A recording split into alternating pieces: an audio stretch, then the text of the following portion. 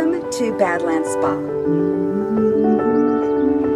What the nomads are doing is not that different than what the pioneers did. Hey, Fern! You gotta make the hole bigger. So the I think Fern's part of an American tradition. Deputy Chairman Fred Hampton of the Illinois Black Panther Party. This really is my flat. Isn't it? You okay?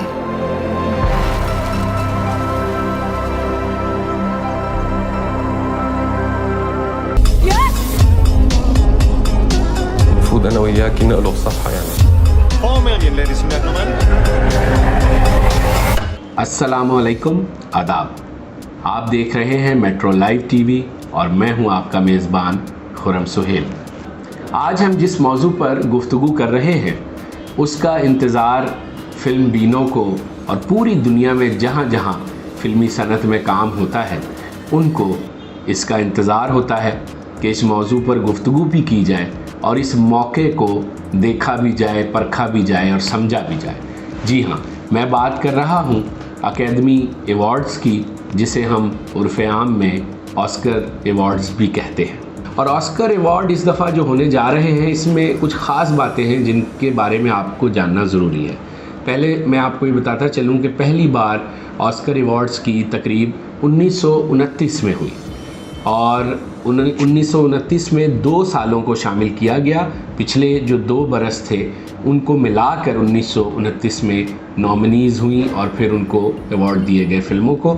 उसके बाद मुसलसल 6 साल ये awards होते रहे और 6 साल के बाद फिर एक ऐसा मौका आया कि 2 मुख्तलिफ़ साल थे, उनको मिलाकर हतमी नामज़दगियाँ की गई और फिर उनके नताइज दिए गए। और अब ये तीसरा मौका है कि ये अवार्ड्स जो हैं गो के इसमें 2021 के सिर्फ इब्तदाई 2 महीने शामिल हैं, लेकिन 2 महीने वो और पिछला साल 2020 का उसको मिलाकर ये हतमी नामज़दगियाँ हुई हैं जो कि 15 मार्च को अनाउंस की गई हैं और अब 26 अप्रैल को ये अवार्ड्स दिए जाएंगे।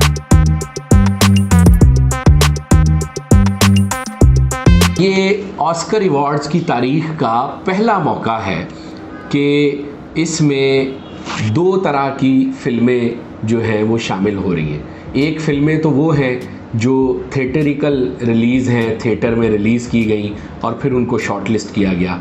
लेकिन ये पहली मर्तबा है कि जो मुख्तलिफ़ OTT पर लाइव स्ट्रीमिंग के ज़रिए जो फ़िल्में रिलीज़ की गई उनको भी शामिल किया गया है। यही वजह है कि इस बार मुकाबला बड़ा हैवी हो गया, बड़ा हो गया, क्योंकि हर तरह के फ़िल्म मेकर की फ़िल्म को शॉर्ट लिस्ट होने का मौका मिला। ये अलग बात है कि मेरे और आपके बड़े ही पसंदीदा हॉलीवुड के डायरेक्टर स्टीवन स्पीलबर्ग ने शुरू में जब OTT लॉन्च हो रहे थे कई साल पहले इस पर एतराज़ भी किया था कि जब तक फ़िल्म प्रोसेस से होके, यानी थिएटर और उस सारे डिस्ट्रीब्यूशन के प्रोसेस से होकर ना गुज़रे, उसको इस तरह के बड़े अवार्ड्स में जगह नहीं मिलनी चाहिए। लेकिन इस बार कोरोना की वजह से कोई भी फ़िल्म जो कि थिएटर के लिए भी बनी थी वो भी रिलीज़ नहीं हो सकी और बहुत सारी फ़िल्मों को मजबूरन OTT के ज़रिए से रिलीज़ करना पड़ा। तो इसलिए ये गुंजाइश अकेडमी ने दी कि लाइव स्ट्रीमिंग के ज़रिए रिलीज़ होने वाली फ़िल्मों को भी शामिल कर लिया जाए। लेकिन मुस्तक़बिल करीब में मुझे अंदाज़ा है कि ये एक बहुत बड़ा तनाज़ा होगा और बहुत मुश्किल होगी अकेडमी को फ़ैसला करने में कि जो थिएटर तक फ़िल्में आती हैं क्या उन्हीं को शामिल करना है या वो भी तख्लीक का दर्जा माना जाएगा जो OTT के ज़रिए काम हो रहा है या होगा, क्योंकि ये आप और हम जानते हैं कि बहुत मयारी काम अब OTT के ज़रिए सामने आ रहा है।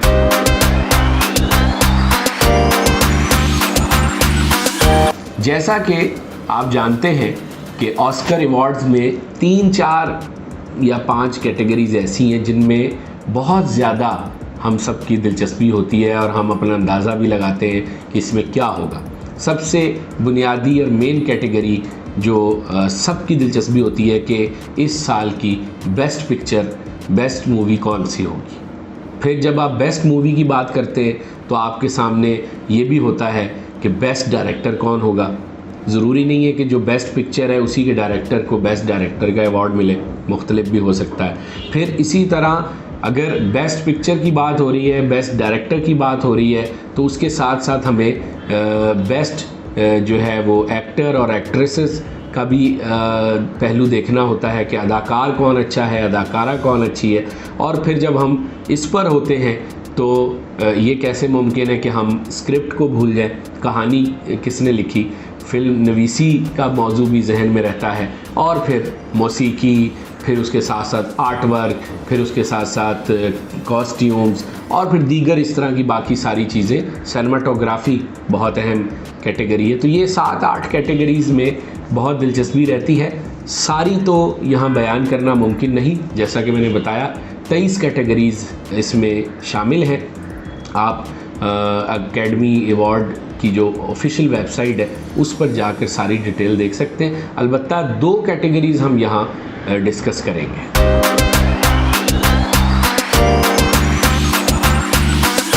बेहतरीन फ़िल्म के शोबे में इस बार जो मूवीज़ शॉर्टलिस्ट हुई हैं उनकी तादाद 8 है। मैं उनके नाम आपको बताता हूँ। पहली फ़िल्म मैंक है, दूसरी फ़िल्म नोमाडलैंड है, तीसरी दी फादर है, चौथी साउंड ऑफ मेटल है, पांचवी मिनारी है, छठी प्रॉमिसिंग यंग वुमेन है, सातवीं जोदास एंड दी ब्लैक मसीह है, और आठवीं the trial of the Chicago 7 है।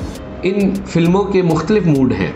मैं वन लाइनर के तौर पे हिंट देने के लिए, हवाला देने के लिए आपको यहाँ एक एक लाइन में बताता हूँ। मैंक एक ऐसी फिल्म है जो 30 की दिहाई में जब हॉलीवुड का नया आगाज़ हुआ था तो उस वक्त का एक बहुत बड़ा स्क्रिप्ट राइटर था। वो किस तरह से स्ट्रगल कर रहा था, हॉलीवुड में क्या मसाइल थे, नई नई तंजीमें बन रही थी प्रोडक्शन हाउसेस की, और उनके इलेक्शंस हो रहे थे, अदाकार स्ट्रगल कर रहे थे, ब्लैक एंड वाइट दौर था, खामोश फिल्मों से बोलती फिल्मों पे नए नए जो है वो शिफ्ट हुए थे हॉलीवुड वाले। तो उस सारे जो है मंजरनामे को उस फिल्म में बयान किया गया। और इस फिल्म की खूबी ये है कि आज के दौर में, यानी 2020 में ये फ़िल्म रिलीज़ हुई है और जदीद तरीन टेक्नोलॉजी पर बनी हुई इस फिल्म को ब्लैक एंड वाइट रखा गया है। ये इसकी बड़ी कमाल बात है। और मुझे तो इसका स्क्रिप्ट भी बहुत अच्छा लगा, क्योंकि इसमें ऐसे ऐसे डायलॉग्स हैं जो मैं समझता हूँ अपनी जगह कोटेशंस की हैसियत ज़बरदस्त है। यही वजह है कि ये 10 कैटेगरीज़ में नॉमिनेट हुई है, और मैं उम्मीद करता हूँ कि इस फिल्म से जो है बहुत हलचल पैदा होने वाली है इस दफ़ा ऑस्कर अवार्ड्स में। मैंक के बाद नोमाडलैंड ऐसी फिल्म है जिसको बहुत फेवरेट समझा जा रहा है कि वो इस दौड़ में आगे आ सकती है। और ये एक ऐसी खाना बदोश औरत की कहानी है कि जो ज़िंदगी में किसी की मदद के सहारे पर ज़िंदा नहीं रहना चाहती, बल्कि अपनी मदद आपके तहत ज़िंदगी को इज़्ज़तदार तरीके से बसर करना चाहती है। और वो जो जद्दोजहद करती है, ये फ़िल्म उसी जद्दोजहद का मंजरनामा है। My husband worked at the USG mine in Empire. I was a substitute teacher. It is a tough time right now. You may want to consider early retirement. I need work. I like work. The father एक ऐसी film है जो एक ऐसे मरकज़ी किरदार पर है, यानी एक वालिद का और औलाद का जो आपस में एक रिश्ता होता है उस पर ये फिल्म है। लेकिन इसमें कमाल बात ये है, अदाकारी के शोबे में गैरी ओल्डमैन जो है, मुझे लगता है कि वो बेस्ट एक्टर का अवार्ड ले सकते थे, लेकिन एंथोनी हॉपकिंस ने इस कदर टफ टाइम दिया है दी फादर फिल्म में उनको कि अब मैंक बेस्ट मूवी का अवार्ड तो शायद ले ले, लेकिन बेस्ट एक्टर के लिए मुझे लगता है कि मुश्किल है। Laura has come round to help you. I don't need her or anyone else. I can manage very well on my own. Everything all right? Who are you? Actually, it's me, Paul. Who? I live here. What is this nonsense? लेकिन बहरहाल ये बहुत ही मज़ेदार situation है, और इसमें ये तीनों फिल्में आगे पीछे चल रही हैं, और हम कुछ नहीं कह सकते कि इसमें से बेस्ट एक्टर या एक्ट्रेस का अवार्ड कौन लेगा। लेकिन बेस्ट मूवी मेरे हिसाब से अगर मैं अभी आपको बता दूं तो वो मैंक है।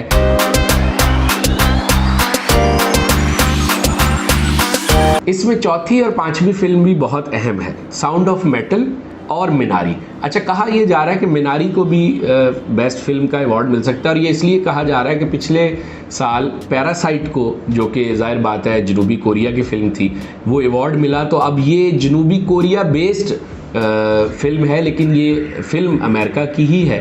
तो लेकिन मेरा ख्याल है कि मुश्किल है कि इसको फ़िल्म मिले, बल्कि मेरी नज़र में ये सबसे कमज़ोर फ़िल्म है 8 फिल्मों में। इसको क्यों नॉमिनेट किया गया मेरी समझ में नहीं आया। बहरहाल साउंड ऑफ मेटल एक अहम फ़िल्म है, एक म्यूज़िशियन की स्ट्रगल की कहानी है कि वो क़ुव्वत समात खो बैठता है और उसके बाद वो किस तरह स्ट्रगल करता है, उसकी कहानी है। और इसमें अहम बात ये है कि पहली बार ऑस्कर की तारीख़ में एक मुसलमान एक्टर जो है वो नॉमिनेट हुआ है, और इस पर बहुत बड़ा एक मुसलमानों का, मुस्लिम ममालिक का तबका खुशी मना रहा है। रिज़ अहमद इसमें नॉमिनेट हुए हैं, और रिज़ अहमद एक पाकिस्तानी निसाद ब्रिटिश एक्टर हैं, और उनकी अदाकारी की एक लंबी चौड़ी स्ट्रगल है, और वो ऐसे ही एकदम इस फिल्म के ज़रिए ऊपर नहीं आए, बल्कि वो 15-20 साल से स्ट्रगल कर रहे हैं, और अब जाके वो इस मकाम पर पहुँचे हैं कि वो शॉर्टलिस्ट हो ऑस्कर के लिए।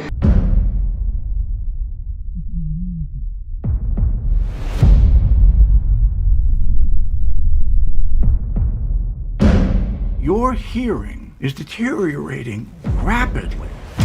We'll come back. Till then, Lou, we just keep going, okay? No.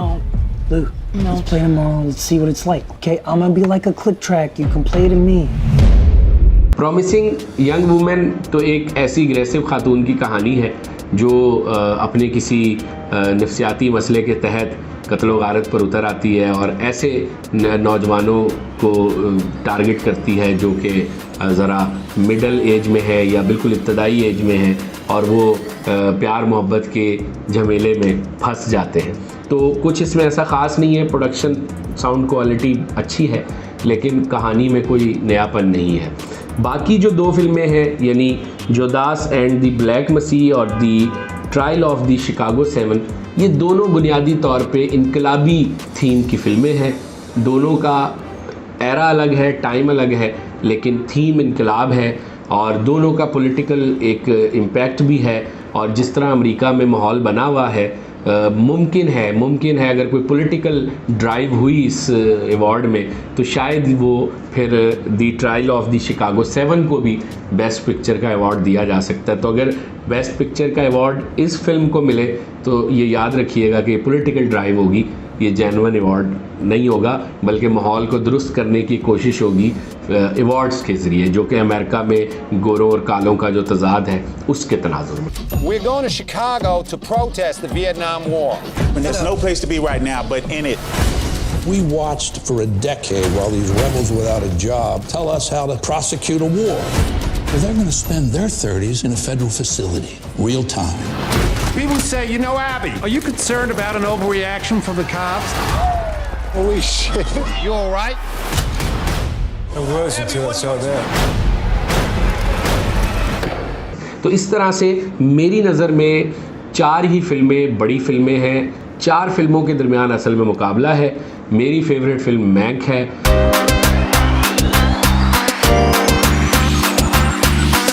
और दोस्तों, जैसा कि आपको बताया कि academy awards for best foreign language film की कैटेगरी का नाम अब हो गया है इंटरनेशनल फीचर फिल्म।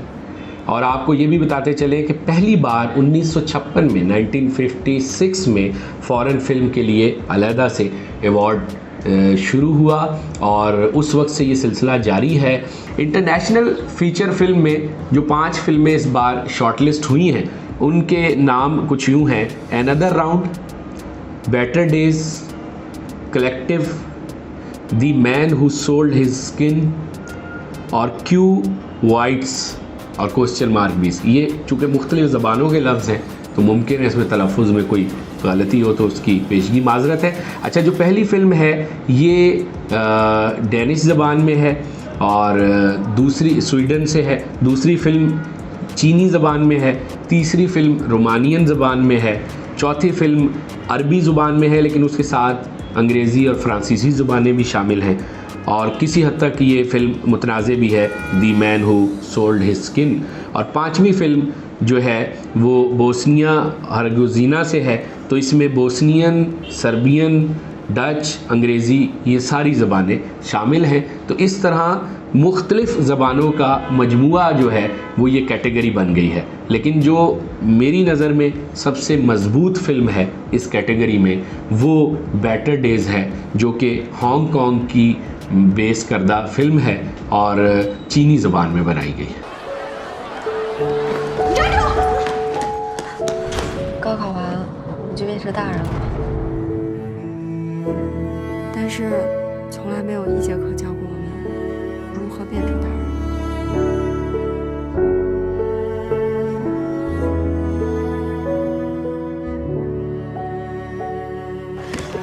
有完没完？做得到吗？想试试。那说好了。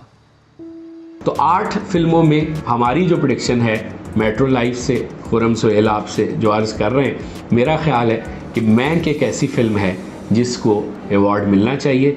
और अगर थोड़ी सी गुंजाइश रख ली जाए 2 फिल्मों तक, तो मैंक को अगर नहीं मिलता तो मेरा ख्याल है इस फिल्म में के शोबे में दी फादर के अलावा कोई ऐसी फ़िल्म नहीं है जिसे बेहतरीन फ़िल्म का अवार्ड दिया जाए।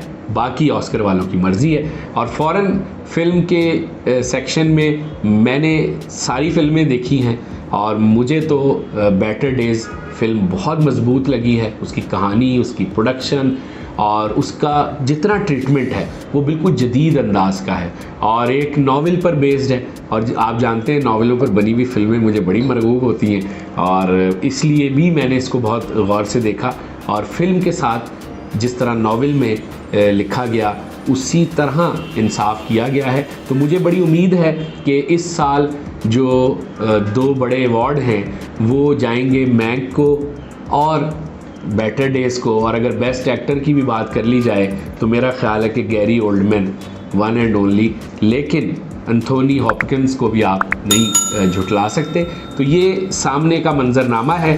फाइनली क्या होगा ये 26 अप्रैल 2021 को हम जान सकेंगे। अपना बहुत ख्याल रखिएगा, बहुत जल्द फिर बात होगी। खुदा हाफिज़।